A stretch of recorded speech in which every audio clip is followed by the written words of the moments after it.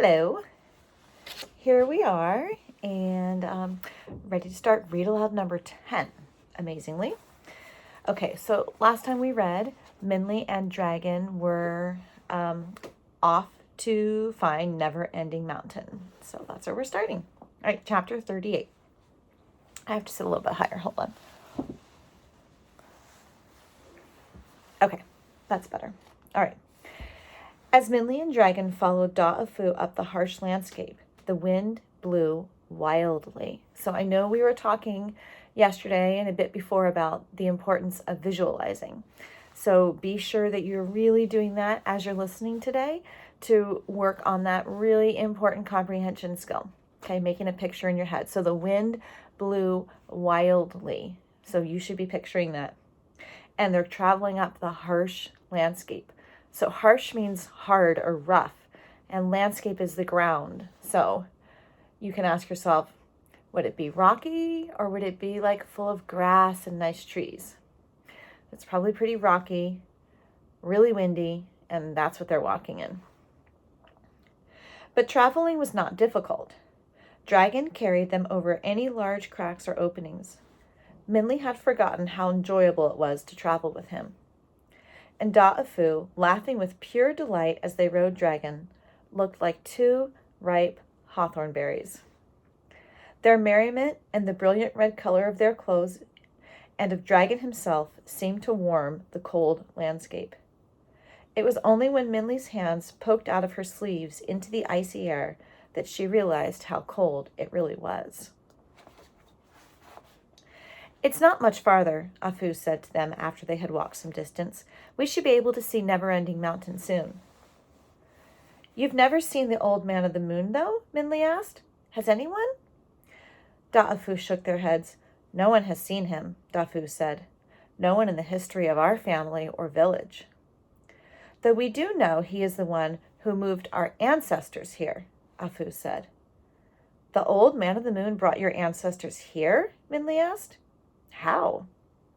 And now we're going to read the story of Da'afu's ancestors. And I know that some of you have been wondering about this family and where they came from and why the green tiger hated them so much. And this story is going to let you know. All right. Even though our ancestors did their best to please the magistrate, they were not able to make him happy.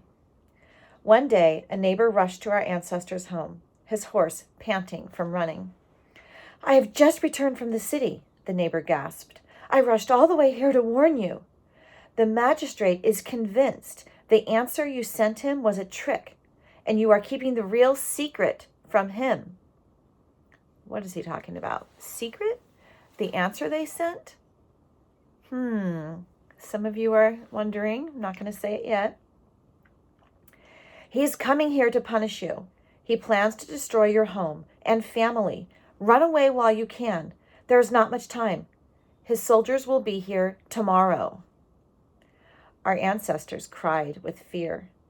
The large family, the many sons and daughters, aunts and uncles, children and grandchildren, could not help being scared. But Yi, the great-grandfather and head of the family, raised his hand for attention. It looks as if the magistrate is coming, he said, and there is nothing we can do. We will not run. The soldiers would easily find us, and the magistrate would be even more brutal. And I do not want to spend our last moments together in panicked flight.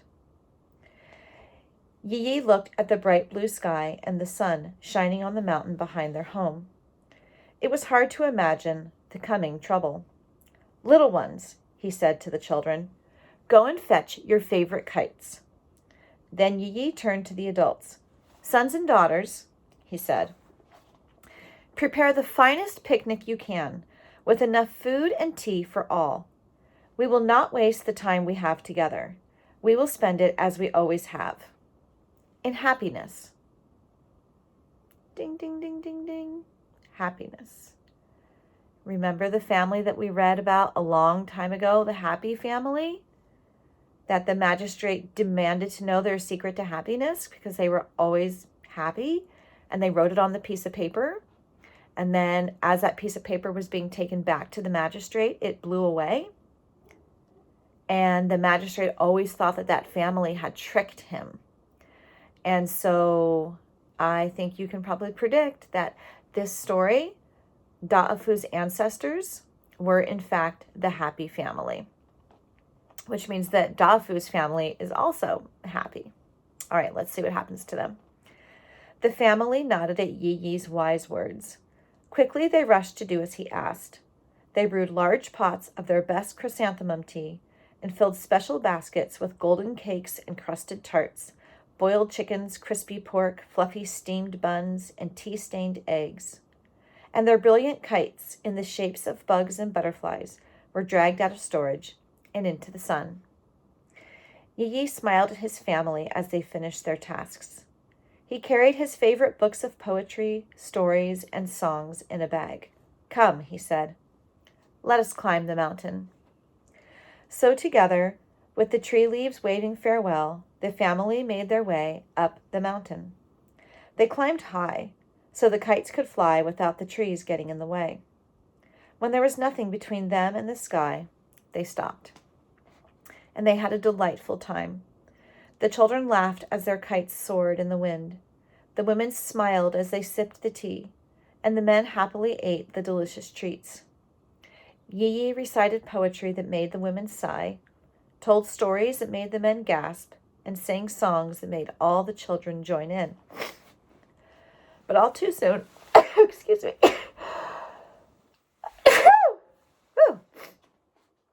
Thank you. All right. But all too soon, the day was ending. The moon was already rising in the sky when the children were told to wind the strings of their kites. Why bring the kites down? An older boy asked. This will be the last time we will be able to play with them. And I want to talk about that really quick in case you weren't understanding. What does he mean this will be the last time we get to play with them? So you should be thinking.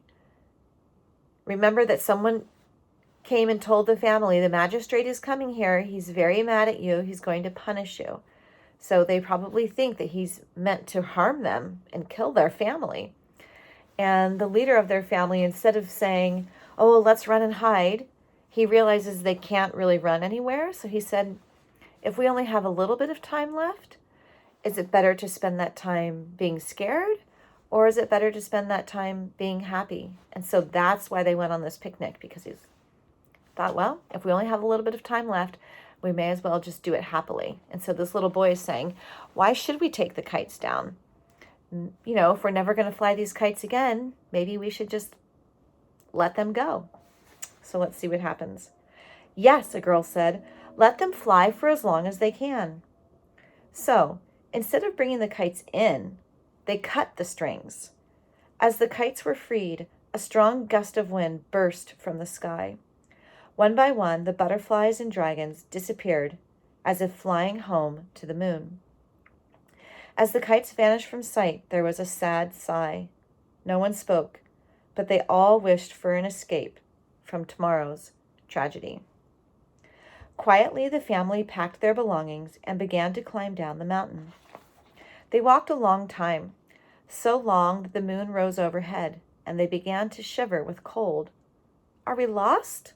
A child asked. This does not look like the way home. That's impossible, his mother told him. How can we be lost? There is no other direction than down. But the boy is right, Yi Yi said. Look at the rock before us. We have climbed this mountain many times, yet I have never even seen this rock, or any rock of this type. And there are no trees, a young girl said. Always there were trees below us, and now there is just more rock. It's colder too, another said. It is much too cold for an early autumn night. What has happened? A woman asked. I think, Yi Yi said slowly, we are no longer on our mountain. Somehow, we are on a different one. How is that possible? A man asked. And why? Before Yi Yi could open his mouth to reply, one of the children shouted, Home! She cried. Our home is right there. And it was their home. The dark red doors were wide open, allowing them to see light shining from the windows of their houses. Their chickens squawked a greeting, and their dogs jumped through the gate with cheerful barks. Our ancestors couldn't believe it. Dirty pots and pans that they had left in the morning were still in the wash basin. Mixed up with shoes and hanging laundry were exactly where they were before. Even the book Yi had left open was on the same page. Yi walked from room to room and house to house, with the family following like a parade. Finally, he found a slip of bright silk stuck in the hinges of the gate doors.